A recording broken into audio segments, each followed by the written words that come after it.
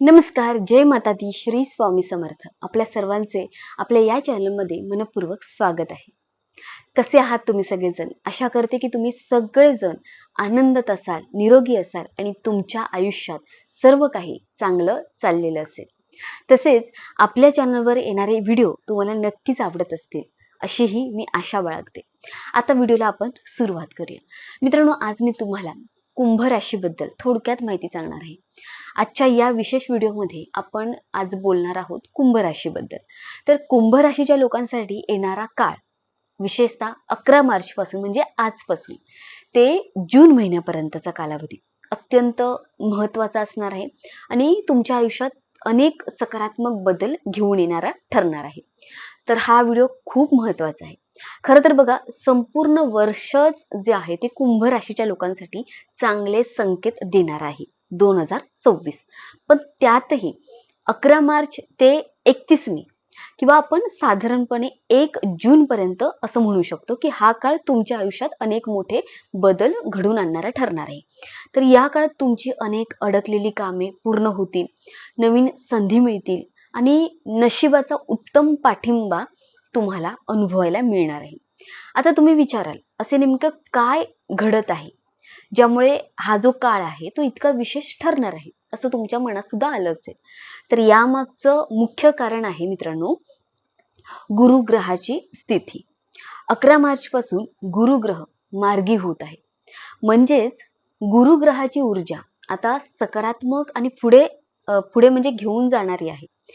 गुरु मार्गी अवस्थेत जून पर्यंत राहणार आहे आणि त्यानंतर ते काय होणार आहे, उच्च स्थितीत प्रवेश करणार आहे. त्यामुळे जून नंतरही चांगले परिणाम तुम्हाला मिळणार आहेत. पण मार्च ते जून हा जो काळ आहे तो विशेषतः तुम्हाला फलदायी ठरणार आहे. मित्रांनो, कुंभ राशीसाठी गुरुग्रह त्याच्या पंचम भावात म्हणजेच 5व्या घरात मार्गी होत आहे.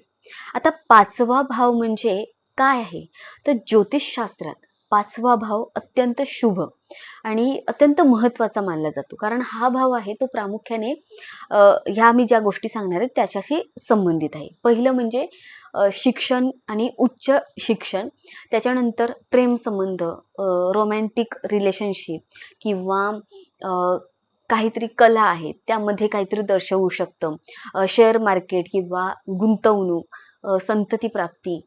म्हणूनच म्हणजेच काय बघा, जेव्हा अशा शुभ भावात गुरु सारखा शुभ ग्रह मार्गी होतो तेव्हा त्या क्षेत्रांमध्ये प्रगतीचे दरवाजे उघडू शकतात.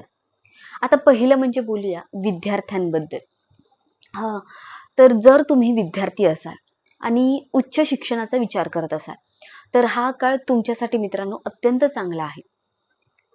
तुम्ही कोणत्याही परीक्षेची तयारी करत असाल, स्पर्धा परीक्षा असू दे किंवा एखाद्या नवीन कोर्समध्ये तुम्हाला प्रवेश घ्यायचा असेल, त्याचा विचार करत असाल, तर जून पर्यंतचा काळ आहे तुमच्यासाठी खूप यश मिळवून देणारा ठरणार आहे. अनेक विद्यार्थ्यांना या काळात अपेक्षित निकाल मिळू शकतो, तसेच तुम्हाला त्यामध्ये यश मिळू शकतं. त्यानंतर येते प्रेमसंबंधाची गोष्ट, म्हणजेच तुमचं लव्ह लाईफ कसं आहे किंवा रिलेशनशिप कसं आहे. तर 5वा भाव हा प्रेमसंबंधाचा भाव असल्यामुळे गुरुच्या कृपेने नात्यांमध्ये अधिक प्रेम वाढणार आहे, समजूतदारपणा येणार आहे किंवा जिव्हाळा सुद्धा वाढू शकतो.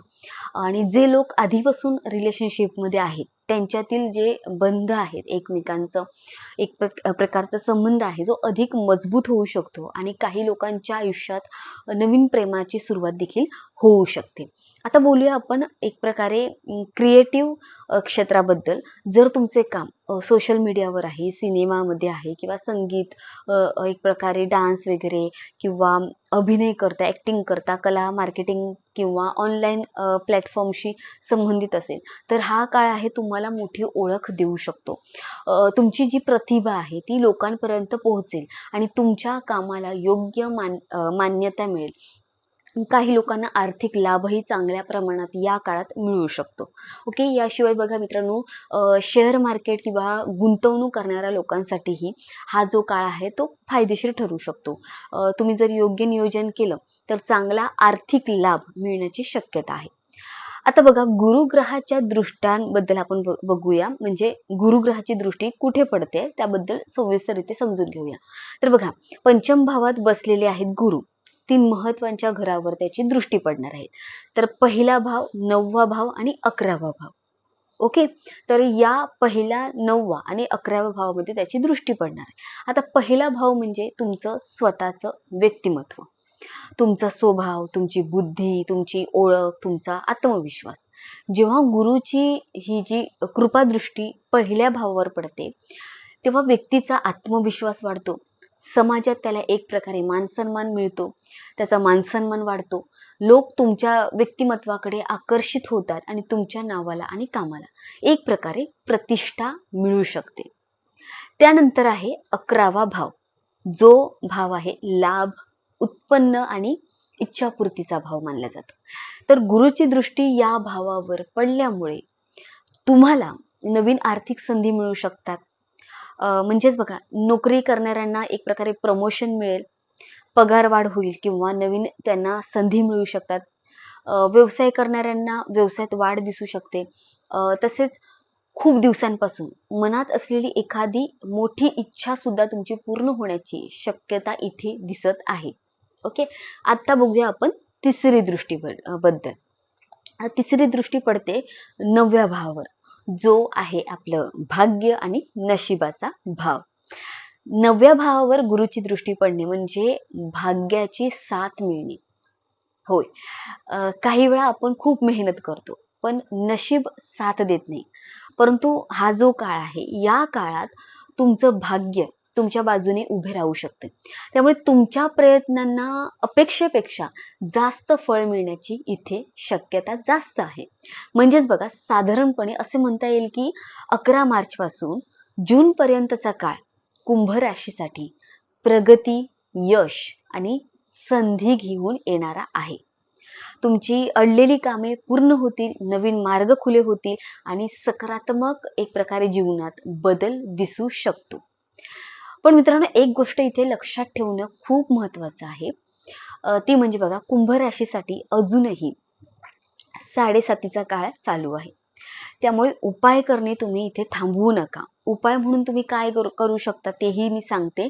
त्या तुम्ही जास्तीत जास्त ते उपाय करणार. खूप साधे सोपे उपाय आहेत. काही करायचं नाही, साधा उपाय आहे. रोज किंवा शनिवारी, फक्त रोज किंवा शनिवारी तुम्ही शनी बीज मंत्र त्याचा जप करू शकता. इथे मी तुम्हाला मंत्र स्क्रीनवर देईन. शक्य असल्यास तुम्ही गुलाबाच्या अत्तर आहे ते वापरायचं आहे. इथे अत्तर लावू शकता. तसेच तुम्ही पेस्टल रंगाचे कपडे घालू शकता. तुमच्यासाठी तो शुभ ठरू शकतो. तोही कलर मी ते स्क्रीनवर दाखवते. तर या छोट्या उपायांमुळे शनीचा जो प्रभाव आहे तो संतुलित राहतो आणि जीवनातील अडचणी देखील कमी होण्यास मदत होते. तर मित्रांनो, आजच्या या स्पेशल व्हिडिओमध्ये मी तुमच्यासाठी म्हणजे कुंभ राशीसाठी 11 मार्च ते जून पर्यंतचा काळ कसा असेल याबद्दल अगदी थोडक्यात माहिती सांगितलेली आहे. आशा करते की ही माहिती तुम्हाला नक्कीच उपयोगी पडेल. आवडली असेल तर या व्हिडिओला लाईक करा. तसेच मित्रांनो, आपल्या या चॅनलला तुम्ही जर सबस्क्राईब केलं नसेल तर सबस्क्राईब करा. खूप छान छान व्हिडिओ तुम्हाला पुढे मी घेऊन येणार आहे. तर भेटूया पुढच्या नवीन व्हिडिओमध्ये. तोपर्यंत श्री स्वामी समर्थ. धन्यवाद. हर हर महादेव. जय माता दी. श्री स्वामी समर्थ.